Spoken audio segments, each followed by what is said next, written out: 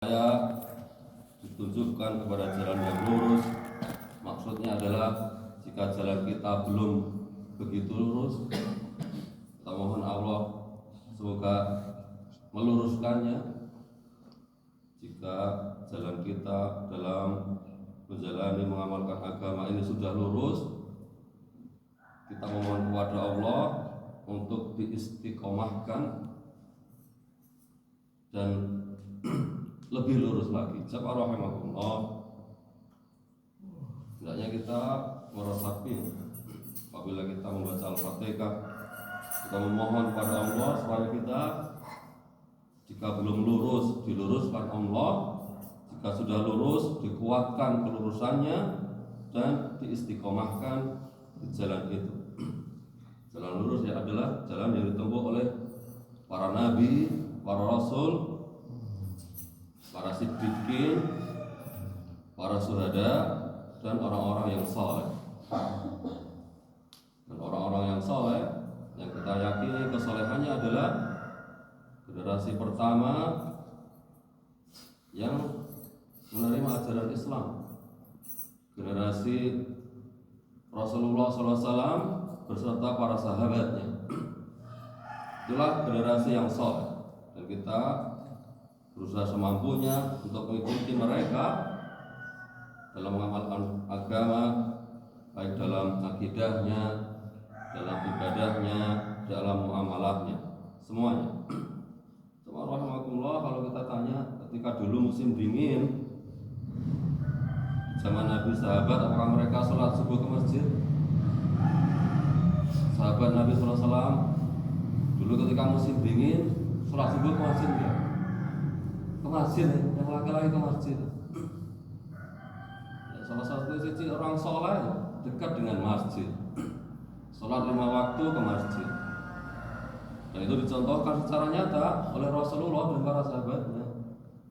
Dan alhamdulillah kita bersyukur kepada Allah, walaupun kita merasa kedinginan sampai 19 derajat Pak, tapi kita diberi keringanan oleh Allah untuk sholat di masjid pagi ini. Semoga Allah menerima ibadah kita semuanya. Amin. Jamaah rahimahullah, kita lanjutkan pembahasan kita. Kemarin masih tentang sumber-sumber akidah. Sumber akidah Islam ada 3. Yang pertama Al-Quran, yang kedua hadis yang sahih, yang ketiga ijma. Adapun qiyas dan akal itu bukan sumber akidah. Jamaah rahimahullah, kita lanjutkan kembali. Jadi ajaran agama dilihat dari sisi kemampuan akal untuk bisa membuktikan kebenarannya, itu dibagi 2. Yang pertama, ada ajaran agama Islam yang bisa dibuktikan kebenarannya dengan memakai akal logika. Yang kedua, akan tetapi ada pula sebagian ajaran agama Islam yang akal itu tidak mampu untuk membuktikan kebenarannya, dan itulah yang disebut dengan doktrin, tetapi harus tetap diimani. Sama rahimakumullah. Jadi prinsipnya begini, apapun ajaran agama, jika ajaran agama itu merupakan wahyu, maka harus kita imani. Terlepas dari apakah wahyu itu masuk akal atau tidak masuk akal kita, tetap kita tunduk untuk mengimani wahyu itu, untuk menerimanya sebagai kebenaran. Dan ini merupakan salah satu konsekuensi dari syahadat Rasul. Jadi kalau kita mengatakan asyhadu anna Muhammadar Rasulullah, kita bersaksi bahwa Nabi Muhammad itu adalah utusan Allah, salah satu konsekuensinya adalah itu, yaitu mengimani dan membenarkan semua informasi yang datang dari lisan Rasulullah SAW yang mulia. Baik informasi dari Rasulullah itu masuk akal atau tidak masuk akal. Jadi asalkan hadis itu otentik, asli, sahih, benar-benar dari lisan Nabi SAW, maka kita menerima dengan pasrah, dengan tunduk, mau mempercayainya, mau mengimaninya tanpa ragu-ragu. Jadi intinya kalau Rasulullah SAW sudah mengatakan sesuatu, kita mengimaninya, sami'na wa amanna. Baik akal kita bisa menerima ataupun akal kita tidak bisa menerima. Sama rahimakumullah, informasi dalam ajaran Islam yang datang dari Nabi SAW itu ada yang berupa urusan dunia, ada yang berusaha urusan yang gaib. Sama rahimakumullah, urusan dunia boleh jadi kita bisa menggunakan akal kita. Kalau yang urusan gaib, ya sudah, kita pasrah aja langsung mengimaninya. Akal tidak boleh masuk jika informasi dari Nabi SAW itu berbicara tentang hal yang gaib. Langsung saja terima saja. Subhanallah, kalau Nabi SAW mengabarkan hal yang aneh, itu apakah semuanya terjadi di akhirat atau ada juga yang terjadi di dunia? Dua-duanya ya. Informasi yang kadang tidak masuk akal dari Nabi SAW itu kadang terjadi di dunia, kadang terjadi di akhirat, dan dua-duanya kita harus mengimani. Informasi yang mungkin nggak masuk akal bagi sebagian orang dari Nabi SAW, hadisnya sahih, yang terjadi di dunia misalnya, nanti Nabi Isa akan turun ke bumi lagi menjelang hari kiamat. Ini aneh ya, Nabi Isa hidup ribuan tahun yang lalu, nanti akan datang lagi ke dunia. Turunnya Nabi Isa itu di Damaskus, Syria sekarang. Nabi Isa turun dari langit itu memegang dua malaikat, kanan kirinya memegang sayap malaikat. Seperti itu turunnya Nabi Isa di Damaskus. Ini terjadi di dunia ya. Nanti kemudian nanti Nabi SAW juga menginformasikan ada orang yang bernama Dajjal yang memiliki kemampuan luar biasa. Ini terjadi di dunia nih nanti. Di zaman Nabi Isa, Dajjal dan Imam Mahdi itu muncul gitu. Jadi Imam Mahdi, Nabi Isa dan Dajjal itu satu zaman. Kalau Nabi SAW sudah memberitakan bahwa nanti Dajjal itu bisa menghidupkan orang mati, ya kita beriman. Ini terjadi di dunia.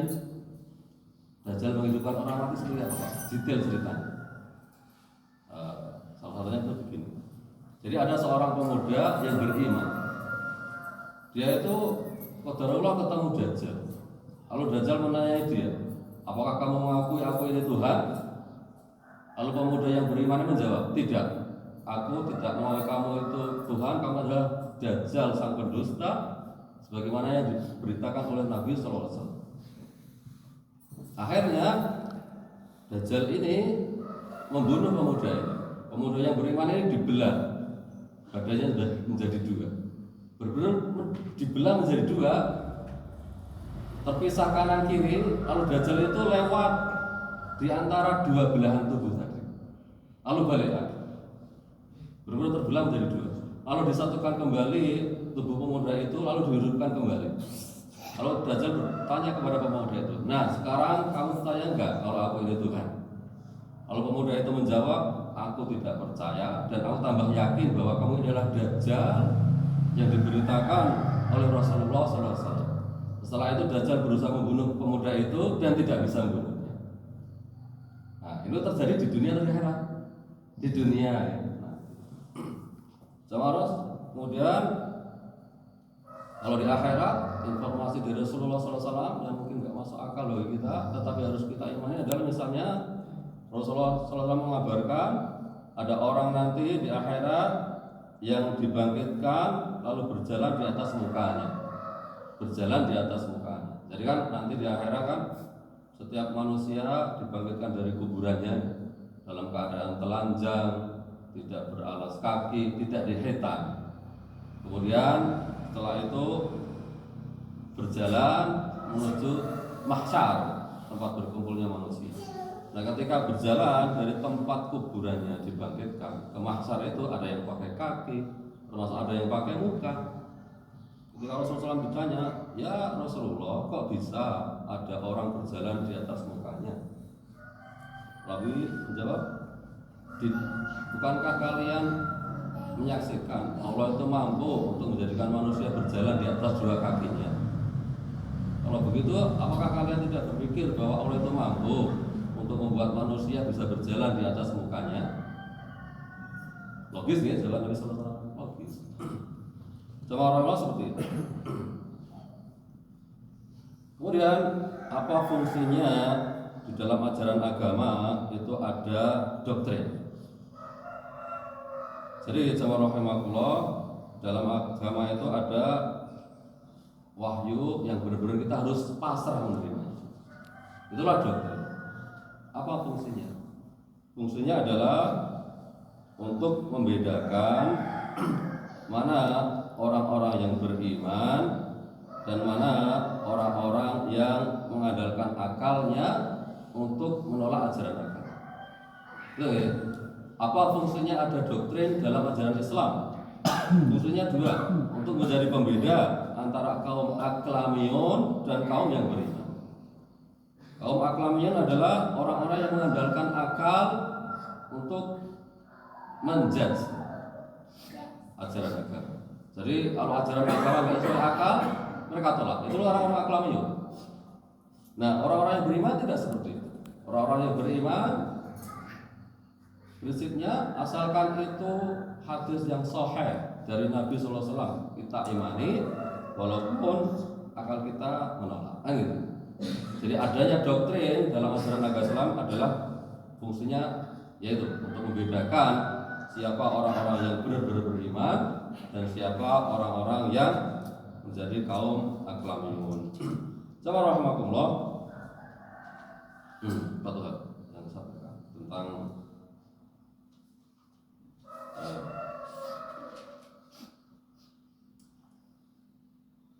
tentang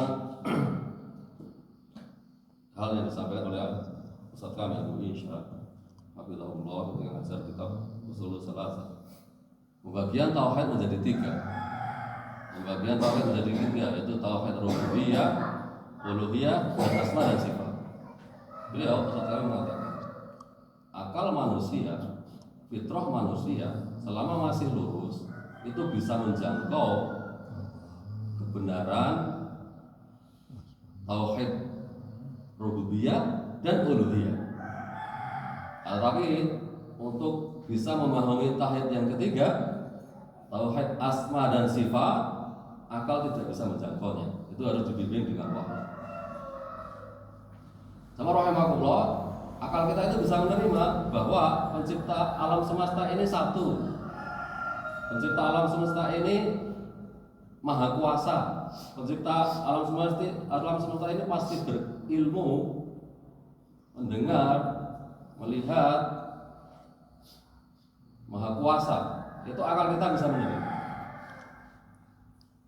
Dan akal kita bisa menerima bahwa konsekuensi dari kita meyakini Allah itu satu, maha kuasa, maha mencipta, konsekuensinya adalah kita menyerahkan ibadah kita hanya kepada Allah saja.